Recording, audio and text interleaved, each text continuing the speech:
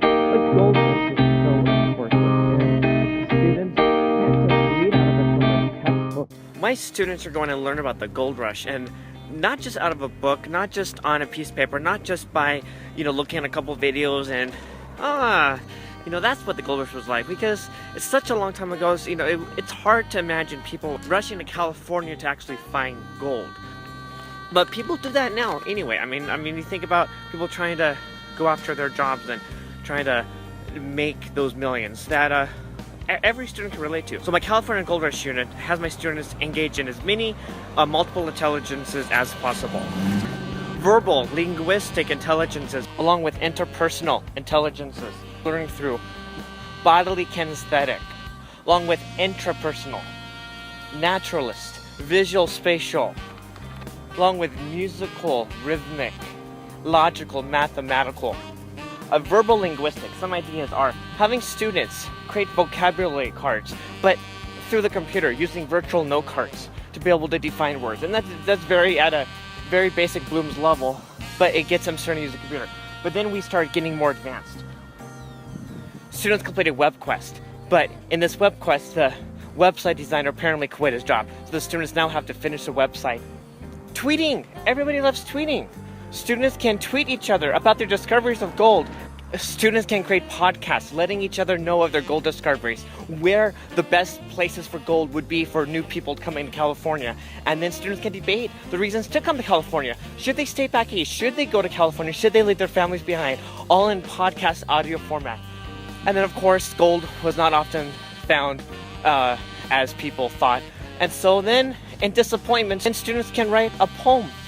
And they can blog it, or they can write on the website about their disappointment. They can even tweet a poem about their disappointment of not being able to find gold. But maybe they had other successes. Maybe they opened up a store. Students are going to create projects and groups where they research population changes and population growth between various cities.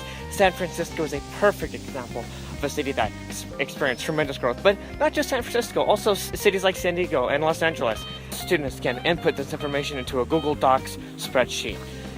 Students can create online journals where they're writing about their experiences trying to find gold.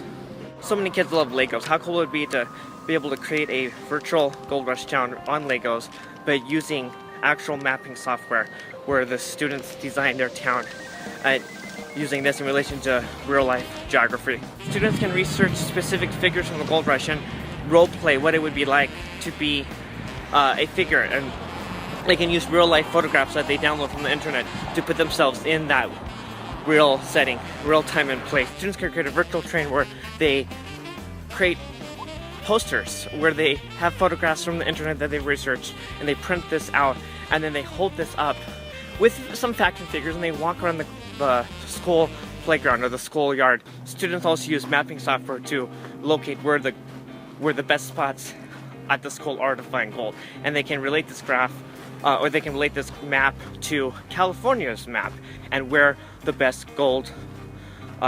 spots for finding gold would be.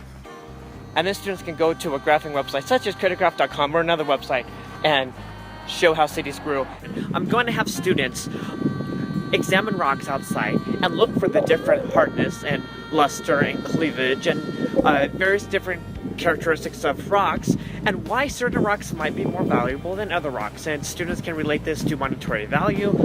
In addition to students learning about the monetary value of gold and why certain minerals and rocks are more valuable than others, students can also graph different industries and how much money people made when they found gold versus if they opened up a store.